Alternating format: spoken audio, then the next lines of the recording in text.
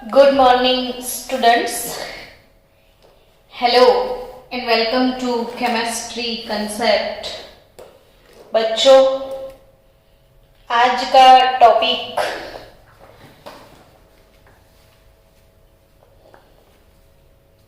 बहुत ही मस्त टॉपिक है.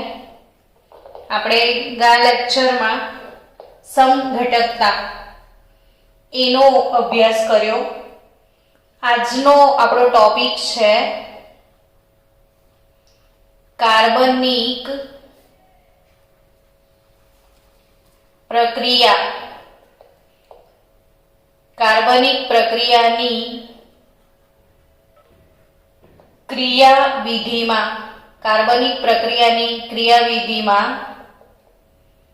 મૂળભૂત સંકલ્પનાઓ.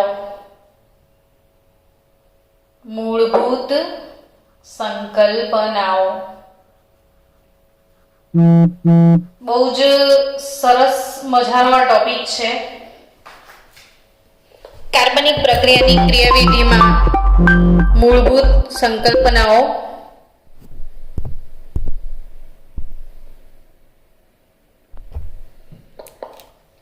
ચલો, હવે જે ટર્મ્સ તમને આવવાના છે એ ટર્મ્સ વિશે આપણે ડિસ્કશન કર્યા છે કે મૂળભૂત સંકલ્પનાઓ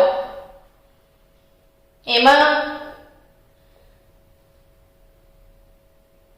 ઓર્ગેનિક કેમિસ્ટ્રી જે તમારે શરૂ થયું છે એમાં હંમેશા આ શબ્દો તમને આવશે દરેક જગ્યાએ. હવે કેમ કે ચેપ્ટરનો ટાઇટલ શું હતો કે કાર્બનિક રસાયણના પાયાના સિદ્ધાંતો. એટલે હવે આજથી શરૂ થઈને 12મા ધોરણ સુધી જેટલું પણ ઓર્ગેનિક ભણો એમાં રોજ આ સંકલ્પનાઓ તમારે ભણવાની છે. એટલે એને મૂળભૂત સંકલ્પનાઓ કહેવાય. સૌથી પહેલી સંકલ્પના તમને યાદ કરાવી દઉં કે સહસંયોજક બંધ. હવે સહસંયોજક બંધ એ તો આપણે કેમિકલ બોન્ડિંગ ચેપ્ટરમાં ભણ્યા હતા કે કોને કહેવાય સહસંયોજક બંધ. તો તમે ફટાફટ આન્સર મને આપવાના છો. ખબર જ છે કે ઇલેક્ટ્રોનની ભાગીદારીથી જે બંધ બને એને કયો બંધ કહેવાય? સહસંયોજક બંધ. બાળકો ધ્યાન આપજો કે ક્લોરીન છે ધારો કે, તો ક્લોરીનની છેલ્લી કક્ષામાં 7 ઇલેક્ટ્રોન હોય. હવે જો એની જોડે બીજો ક્લોરીન આવે તો ક્લોરીનની બાજુમાં બીજો ક્લોરીન પરમાણુ હાજર હોય તો એની પણ છેલ્લી કક્ષામાં 7 ઇલેક્ટ્રોન તો છે જ. તો આપણને બધાને એક વસ્તુની ખબર છે કે ક્લોરીનને અષ્ટક પૂર્ણ કરવાની ઈચ્છા હોય. એટલે આ ક્લોરીન અષ્ટક પૂર્ણ કરવા માટે આ ક્લોરીન સાથે ભાગીદારી કરતો હોય છે અને એક ઇલેક્ટ્રોન યુગ્મની ભાગીદારી થાય છે. એક ઇલેક્ટ્રોન યુગ્મની ભાગીદારી થાય છે એટલે ક્લોરીન અને ક્લોરીન વચ્ચે એક ઇલેક્ટ્રોન યુગ્મની ભાગીદારી. એક ઇલેક્ટ્રોન આ ક્લોરીનનો હોય છે અને બીજો ઇલેક્ટ્રોન આ ક્લોરીનનો હોય છે. આ રીતે કોઈ પણ બંધ બને ને તો એ એક બંધમાં 2 ઇલેક્ટ્રોન હોય.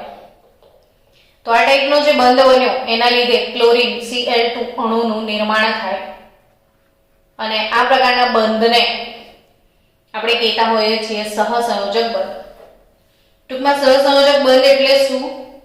તો કે ઇલેક્ટ્રોનની ભાગીદારીથી જે બંધનું નિર્માણ થાય એને સહસંયોજક બંધ કહેવાય. તો હવે આપણી મૂળભૂત સંકલ્પના આજની છે કે સહસંયોજક બંધ નું વિખંડન. સહસંયોજક બંધનું શું? વિખંડન. તો આ સહસંયોજક બંધનું વિખંડન એ આ ઓર્ગેનિક કેમિસ્ટ્રીમાં આપણે શીખવાનું છે કે વિખંડન બે રીતે થશે. હલો બાળકો, ધ્યાન આપજો. સહસંયોજક બંધ કોને કહેવાય? તો કે ઇલેક્ટ્રોનની ભાગીદારીથી જે નિર્માણ પામે એ કયો બંધ? સહસંયોજક બંધ. હવે સહસંયોજક બંધ બન્યો તો ખરો, પણ એ જ્યારે તૂટે ને તો કઈ રીતે તૂટે એ સમજવાનું છે. તો હવે આપણે એને તોડીએ, ભાગીદારી થાય ત્યારે એક આણે આપ્યો, પણ જ્યારે તૂટે ત્યારે શું થાય? તો કે બે રીતે તૂટી શકે. એટલે સહસંયોજક બંધનું વિખંડન જે છે એ બે પ્રકારે શક્ય છે. એમાંનો પહેલો પ્રકાર આપણે ભણીએ છીએ સમવિભાજન. સમવિભાજન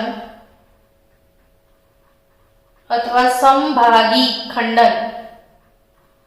સમભાગી વિખંડન. તો કે સમભાગી વિખંડન એટલે શું? તો કે જ્યારે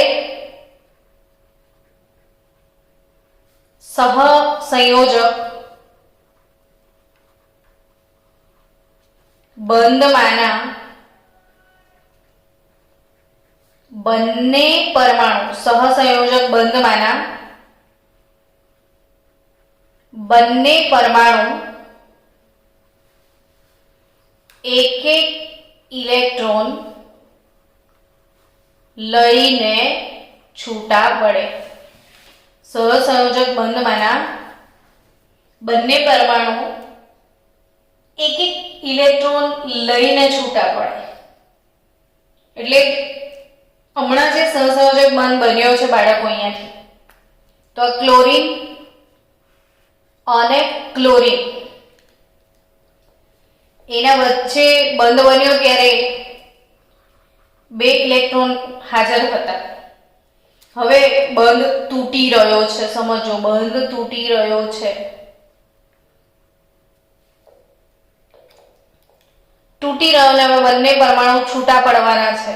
તો આ ઇલેક્ટ્રોન આ ક્લોરીન આપ્યો તે પોતાનો લઈ જાય, તું તારા ઘરે, હું મારા ઘરે. બંને ક્લોરીન પરમાણુ પોતપોતાનો એક ઇલેક્ટ્રોન લઈને છૂટા પડી ગયા.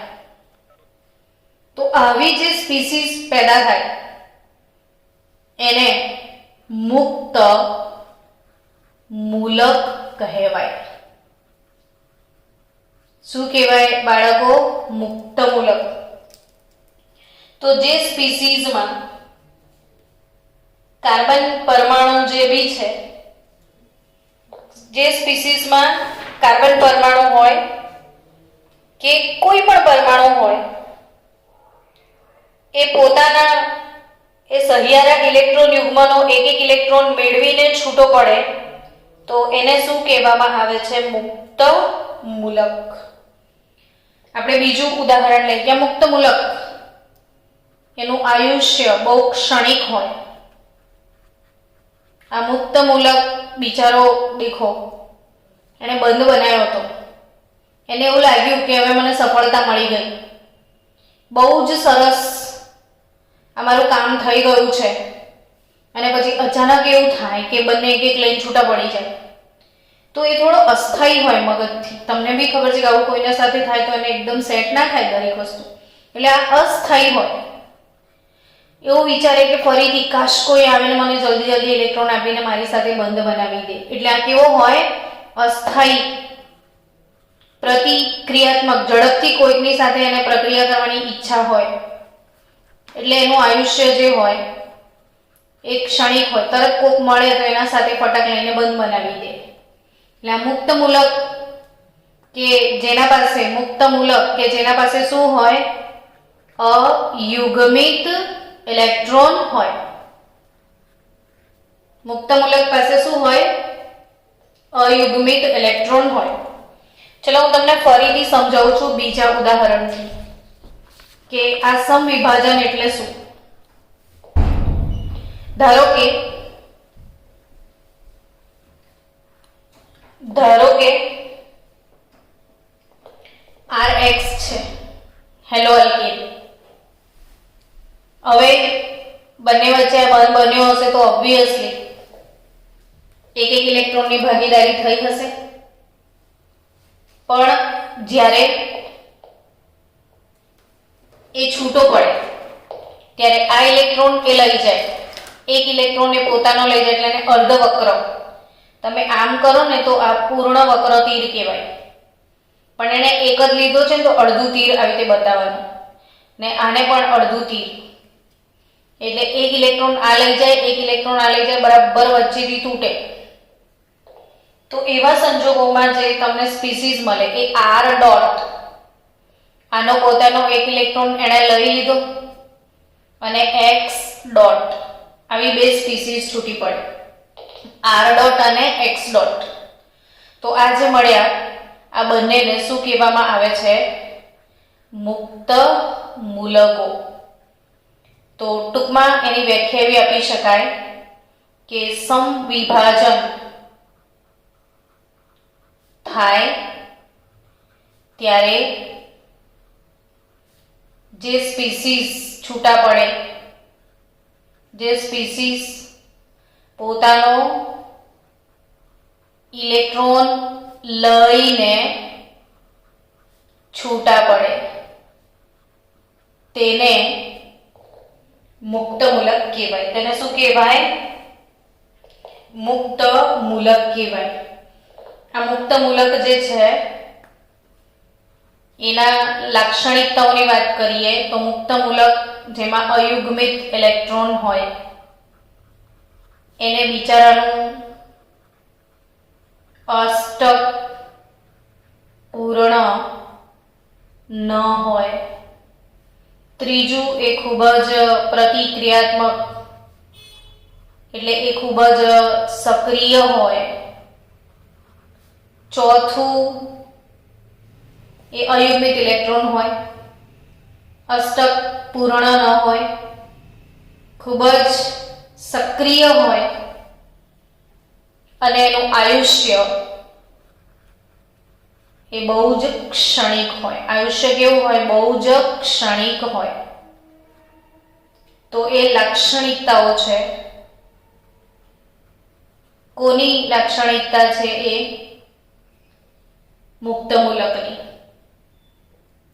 હવે તમારે એક અગત્યની જી નીટ ટોપિક છે યાદ રાખવાનો છે. નીટ જી માટે જે વિદ્યાર્થીઓ કોમ્પિટિટિવ લેવલના સ્ટુડન્ટ છે, બોર્ડ લેવલ પણ આ આઈએમપી વાત છે નીટ જી માટે.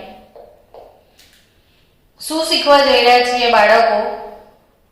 મુક્ત મૂલકો. શું શીખવા જઈ રહ્યા છો? મુક્ત મૂલકો ની સ્થાયીતા. આ ટોપિક આવડશે તો 12મા ધોરણનો આખો ઓર્ગેનિક કેમિસ્ટ્રીનો કન્સેપ્ટ ક્લિયર થશે. એટલે અગત્યનો ટોપિક છે, અગત્યનો ટોપિક છે. વેરી વેરી મોસ્ટ આઈએમપી 5-5, 10-10 વાર લખીને મોઢે કરજો. સમજવાની વાત છે. ચલો હવે આપણે મુક્ત મૂલક બનાવીએ, ધ્યાન આપજો. શું બનાવી રહ્યા છીએ આપણે? મુક્ત મૂલક. તો એ મુક્ત મૂલક બાળકો 100% ફોકસ અહીંયા જ રાખજો. અત્યારે આ કાર્બન, એની સાથે 3 હાઇડ્રોજન છે, તો આને મિથાઇલ મુક્ત મૂલક કહેવાય. આ કાર્બન, એની સાથે 2 હાઇડ્રોજન અને બીજો એક કાર્બન જોડાય છે.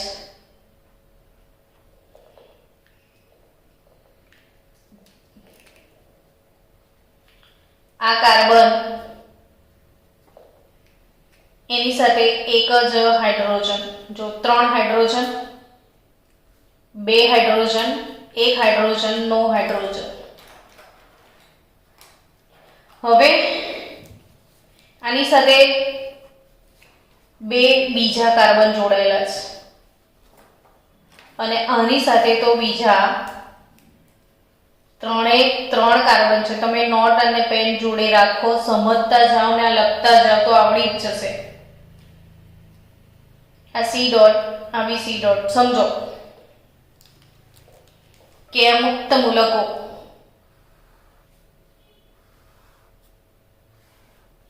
બનાયા છે. હવે આ મુક્ત મૂલકોમાં બાળકો આ સી એની જોડે 3 હાઇડ્રોજન એટલે મિથાઇલ મુક્ત મૂલક કહેવાય. શું કહેવાય? આને મિથાઇલ મુક્ત મૂલક. આને શું કહેવાય? તો CH3 અને CH2 ડોટ. આને શું કહેવાય? ઇથાઇલ મુક્ત મૂલક. આ શું છે? તો કે CH3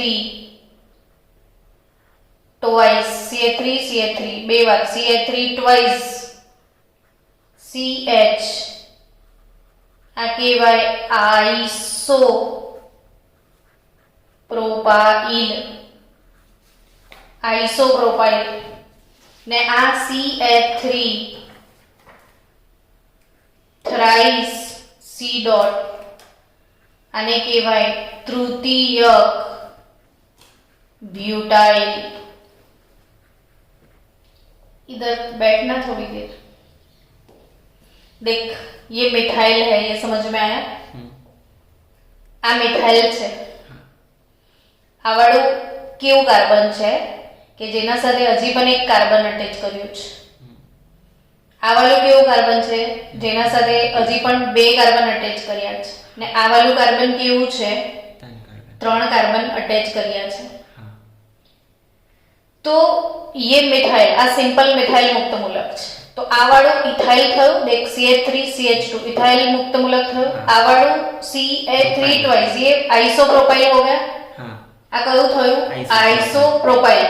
અને આ વાળું थर्ड ब्यूटाइल. यस, तो तृतीय ब्यूटाइल. अब હવે આ બધા પર એક એક અનપેડ ઇલેક્ટ્રોન છે.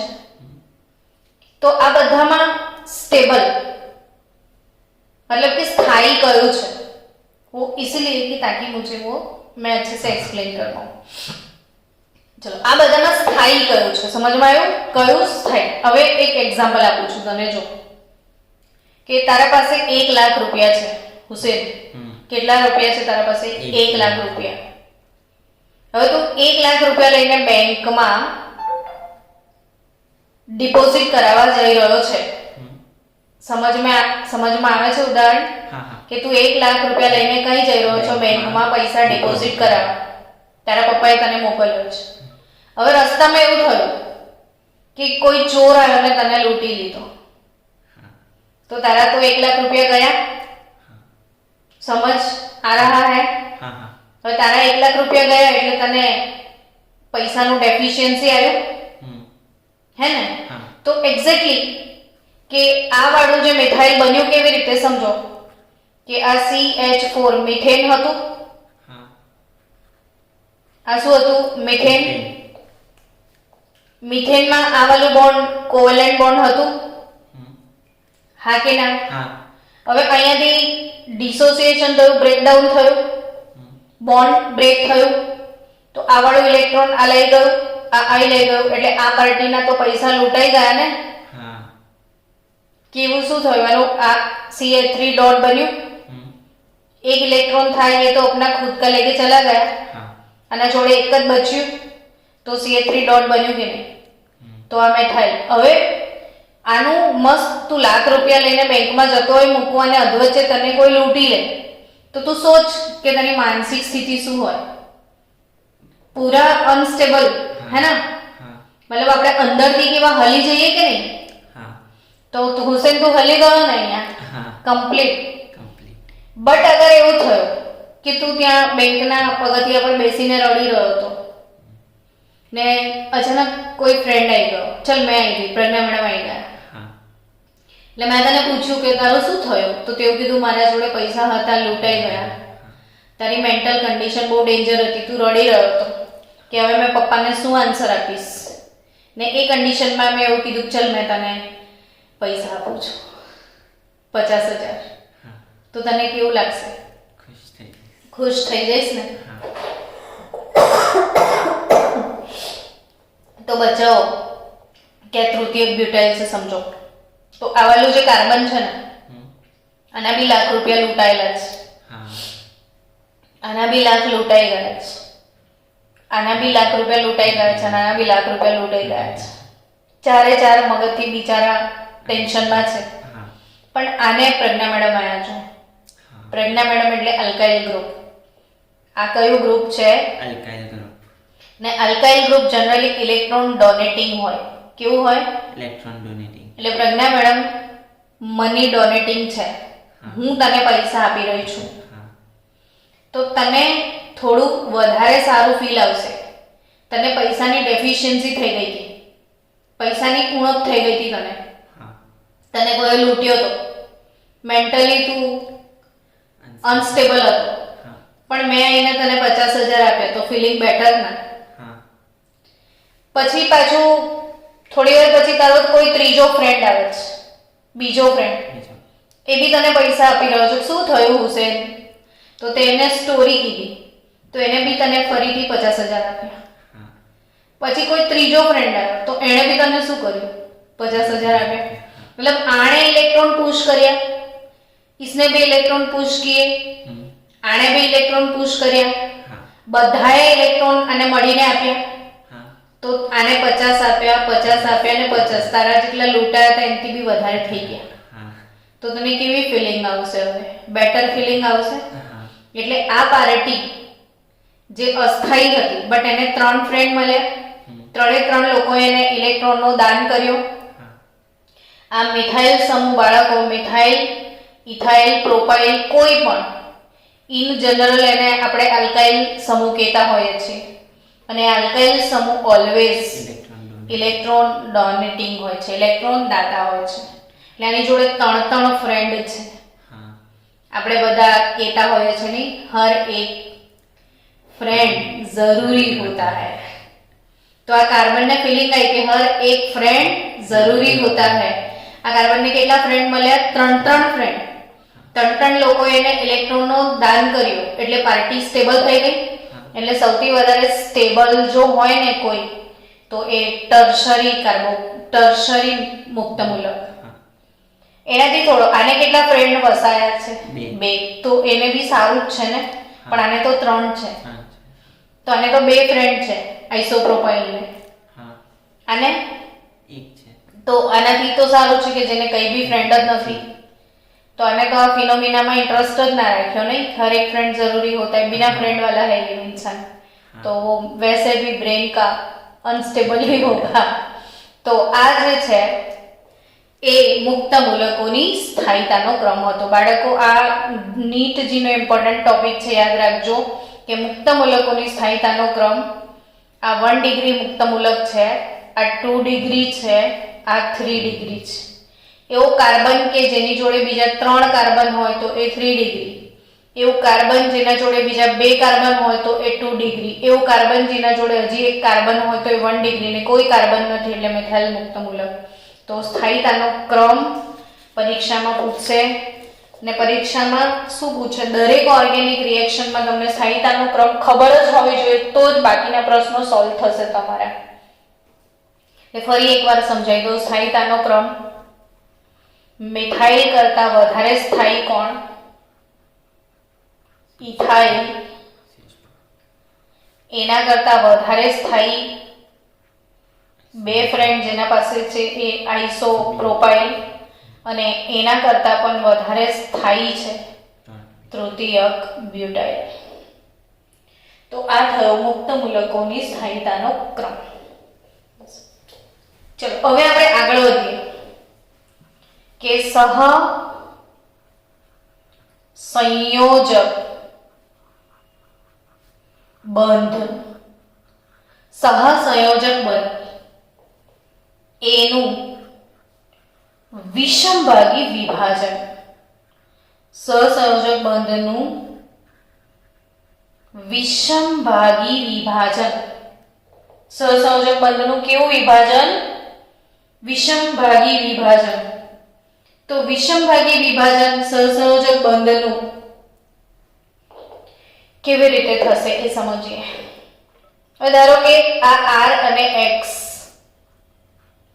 આના વચ્ચે સહસંયોજક બંધ છે. R અને X વચ્ચે કેવો બંધ છે? સહસંયોજક બંધ છે. હવે જો આનું વિભાજન થાય તો એક પરમાણુ બંને ઇલેક્ટ્રોન યુગ્મ લઈ જાય ને એક પરમાણુને કંઈ જ ના મળે. બંને ઇલેક્ટ્રોન યુગ્મ x લઈ જશે એટલે x જે છે એ ઋણ આયન બનશે અને r ઇલેક્ટ્રોન ગુમાવશે એ ધન આયન બનશે. તો વિષમભાગી વિભાજન કોને કહેવાય કે એવું વિભાજન સહસંયોજક બંધથી જોડાયેલા બે પરમાણુઓનું એવું વિભાજન કે જે બંને પરમાણુ એવું વિભાજન કે જેમાં બંને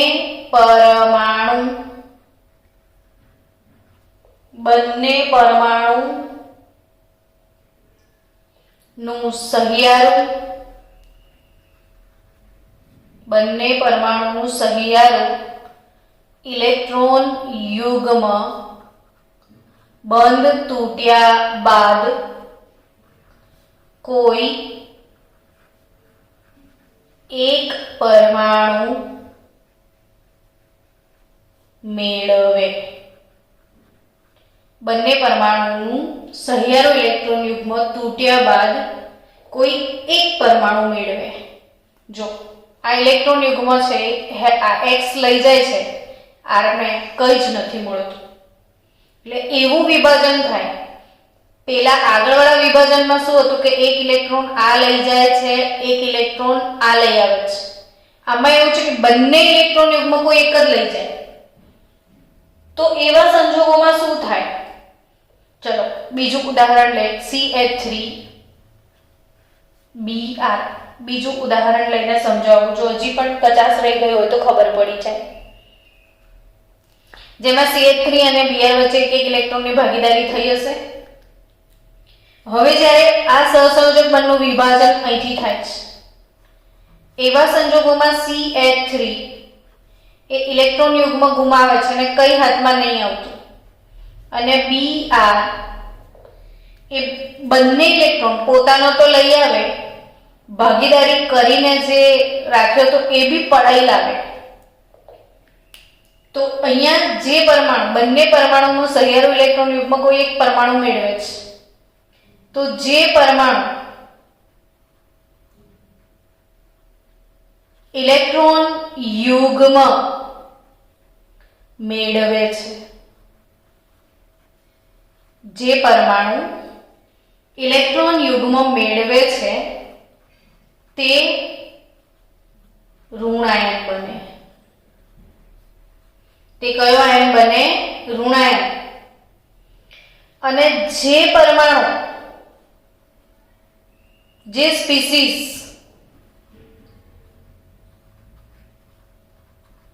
ઇલેક્ટ્રોન યુગ્મ ગુમાવે તે ધન આયન બને. ઇલેક્ટ્રોન યુગ્મ ગુમાવે તે શું બને? ધન આયન. એટલે યાદ રાખજો બાળકો કે જ્યારે સમભાગી વિભાજન થાય ત્યારે મુક્ત મૂલકો પેદા થાય, અને જ્યારે વિષમભાગી વિભાજન થાય ત્યારે ધનાયન અને ઋણાયન ઉત્પન્ન થાય. જ્યારે વિષમભાગી વિભાજન થાય ત્યારે ધનાયન અને ઋણાયન બને. હવે જે ધનાયન બને છે એ ઇલેક્ટ્રોન ગુમાવી ચૂક્યો હોય છે, અને જે ઋણાયન બને છે એનો અષ્ટક પૂર્ણ હોય છે, અને જે ધનાયન બને એનો અષ્ટક અપૂર્ણ હોય. ઋણાયન બને એને તો અષ્ટક પૂર્ણ, એને તો ભાગીદારી કરી પછી લઈને આવ્યો. આનો અષ્ટક કેવો રહેશે? અપૂર્ણ રહેશે. તો અહીંયા સમજીએ કે અહીંયા કાર્બન જોડે કેટલા ઇલેક્ટ્રોન હશે. જો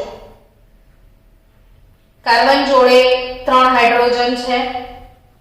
હવે એના પર ધન વીજભાર આવ્યો તો 1 2 3 4 5 અને 6. અહીંયા જે ધનાયન બન્યો એ એવો કાર્બન કે જેના પાસે 6 ઇલેક્ટ્રોન હોય. એવો કાર્બન કે જેના પાસે 6 ઇલેક્ટ્રોન હોય, આવા ધનાયનને કાર્બોકેટાયન કહેવાય. આવા ધન આયનને શું કહેવાય? કાર્બોકેટાયન. હવે હું આગળ ફરી સમજાવું છું. આપણે કાર્બોકેટાયન એનાયન જે સ્પીસીસ છે એને આખી ડિટેલમાં સમજવાનું જ છે. અત્યારે હું બીજી વાત સમજાવવા જઈ રહી છું તમને. ફરીથી ધ્યાન આપજો. વિષમભાગી વિભાજન. ફરીથી ધ્યાન આપજો. વિષમભાગી વિભાજન થાય ત્યારે એક પરમાણુ ગુમાવે છે ઇલેક્ટ્રોન ને બીજો પરમાણુ ઇલેક્ટ્રોન મેળવે છે. તો જે સ્પીસીસ ઇલેક્ટ્રોન યુગ્મ ગુમાવે એ શું બને? ધનાયન બને. જે ઇલેક્ટ્રોન યુગ્મ ગુમાવે તે શું બને? ધનાયન બનશે. અને જે ધનાયન બને બાળકો, જેને ધનાયન હોય, એના પર ધન વીજભાર હોય, જેને ઇલેક્ટ્રોન માટે આકર્ષણ પેદા થાય છે, જે પોતે ધન વીજભાર ધરાવતો હોય, ઓબ્વિયસલી એને ઋણ વીજભાર ગમશે. એટલે જે ધનાયન ઉત્પન્ન થાય એને ઇલેક્ટ્રોનની બહુ ભૂખ હોય, ઇલેક્ટ્રોન માટે બહુ જ આકર્ષણ હોય, અને જેને ઇલેક્ટ્રોન માટે આકર્ષણ હોય એવા દુનિયાભરના ધનાયનોને ઇલેક્ટ્રોન અનુરાગી આયનો કહેવામાં આવે છે. જેને ઇલેક્ટ્રોન માટે આકર્ષણ હોય એને શું કહેવાય? ઇલેક્ટ્રોન અનુરાગી આયનો કહેવાય. શું કહેવાય એને? ઇલેક્ટ્રોન અનુરાગી આયનો. દાખલા તરીકે સમજો વિષમભાગી વિભાજનને કે આવો કોઈ સ્પીસીસ છે ક્લોરીન. હવે આનું જો વિષમભાગી ક્લોરીન અને ક્લોરીન, આનું જો વિષમભાગી વિભાજન અહીંથી થયું હોત તો એક ક્લોરીન ધન બનતો ને એક ક્લોરીન ઋણ બનતો. તો આવા જ Cl+, Br+, methyl+, ethyl+, in short alkyl+, NO2+, COCH3+, આ બધા SO3H+, આ બધા દુનિયાભરના ધન આયનો જે છે એમને ઇલેક્ટ્રોન અનુરાગી આયનો કહેવામાં આવે. શું કહેવામાં આવે છે? ઇલેક્ટ્રોન અનુરાગી ધન આયનો કહેવામાં આવે છે. તો આવા ઇલેક્ટ્રોન અનુરાગી ધન આયનો સામે જે સ્પીસીસ ઇલેક્ટ્રોન યુગ્મ નો સ્વીકાર કરે, ઇલેક્ટ્રોન યુગ્મ મેળવે છે, એને ઋણાયન કહેવાય. ઇલેક્ટ્રોન યુગ્મ મેળવે એને શું કહેવાય? ઋણાયન. ને ઋણાયન એ છે જેને ઇલેક્ટ્રોન માટે આકર્ષણ નથી. હવે એને શેના માટે આકર્ષણ છે? તો કે જેના પાસે ઇલેક્ટ્રોન છે એને ધન વીજભાર પ્રત્યે આકર્ષણ હોય. અને કોના પ્રત્યે આકર્ષણ હોય? ધન વીજભાર પ્રત્યે આકર્ષણ હોય. ને જેને ધન વીજભાર હંમેશા કેન્દ્રમાં હોય. આ પરમાણુ છે એના કેન્દ્રમાં ધન વીજભાર હોય, પ્રોટોન. એટલે જેને ધન વીજભાર માટે આકર્ષણ હોય એને અનુરાગ એટલે આકર્ષણ, ને કેન્દ્ર પ્રત્યે અનુરાગ એટલે કેન્દ્રાનુરાગી આયનો કહેવાય. એને શું કહેવાય? કેન્દ્રાનુરાગી આયનો. તો જે સ્પીસીસ ઇલેક્ટ્રોન યુગ્મનો સ્વીકાર કરે એ ઋણાયન બને. ઋણાયનને ઇલેક્ટ્રોન નહીં પણ ધનાયન માટે આકર્ષણ હોય, ને ધનાયન કેન્દ્રમાં હોય એટલે એને શું કહેવાય? કેન્દ્રાનુરાગી આયનો. ને એનું લિસ્ટ જો તમે બનાવવા બેસો કેન્દ્રાનુરાગી આયનો, તો ઘણા બધા આયનો છે, જેમ કે OH-, Cn-, NH2 માઇનસ એમિડો મિથોક્સાઇડ. તો આ બધા જે ઋણ આયનો છે, ઇથોક્સાઇડ C2H5O માઇનસ, HS માઇનસ, દુનિયાભરના ઋણ આયનો જે બી તમને ઋણ આયનો દેખાય, જેના પર ઋણ વીજભાર હોય, બધાને શું કહેવાય? કેન્દ્રાનુરાગી આયનો. ને કેન્દ્રાનુરાગી તટસ્થ અણુઓ પણ હોય, જેમ કે એમોનિયા. નાઇટ્રોજન પર વધારાના ઇલેક્ટ્રોન યુગ્મ છે. પાણીમાં ઓક્સિજન પર વધારાના ઇલેક્ટ્રોન યુગ્મ છે. એમોનિયાના વ્યુત્પન્નો પ્રાથમિક એમાઇન, દ્વિતીયક એમાઇન, તૃતીયક એમાઇન, આ બધા જ કેન્દ્રાનુરાગી તટસ્થ અણુઓમાં આવે. તો આ કેન્દ્રાનુરાગી તટસ્થ અણુઓ છે. કેન્દ્રાનુરાગી તટસ્થ અણુઓ છે ને આ ઇલેક્ટ્રોન અનુરાગી આયનો છે. ઇલેક્ટ્રોન અનુરાગી તટસ્થ અણુઓ પણ યાદ રાખજો. ઇલેક્ટ્રોન અનુરાગી કે જેમને ઇલેક્ટ્રોન માટે આકર્ષણ છે એવા તટસ્થ અણુઓમાં બે ઉદાહરણ બહુ અગત્યના છે, BF3 અને AlCl3. બાળકો, બોરોનની વાત કરો તો બોરોન 13મા સમૂહનો સભ્ય. એટલે બોરોનની છેલ્લી કક્ષામાં 1, 2 ને 3 ઇલેક્ટ્રોન હોય. આ બોરોન સાથે ફ્લોરિનના 1 ઇલેક્ટ્રોન આવે એટલે BF3 બને. આ BF3 નું લુઈસ બંધારણ છે. જો બોરોનના 3 અને ફ્લોરિનના 1 તો બી 1, 2, 3, 4, 5, 6 જ ઇલેક્ટ્રોન છે આની પાસે. કેટલા ઇલેક્ટ્રોન છે? ફક્ત 6 ઇલેક્ટ્રોન છે આની પાસે. અને હવે જેની પાસે ફક્ત 6 જ ઇલેક્ટ્રોન હોય તો એને ઇલેક્ટ્રોનની ઉણપ છે. શું છે આને? ઇલેક્ટ્રોનની ઉણપ. અષ્ટક પૂર્ણ કરવા માટે 2 ખૂટે છે, BF3 અને AlCl3 ને. એટલે બીજા લોકો જે પણ એને ઇલેક્ટ્રોન આપશે એનો એ સ્વીકાર કરશે. એટલે આ જેટલા બી ધન આયન છે ને બાળકો, એ બધા ઇલેક્ટ્રોન યુગ્મનો સ્વીકાર કરશે એટલે એમને લુઈસ એસિડ કહેવાય.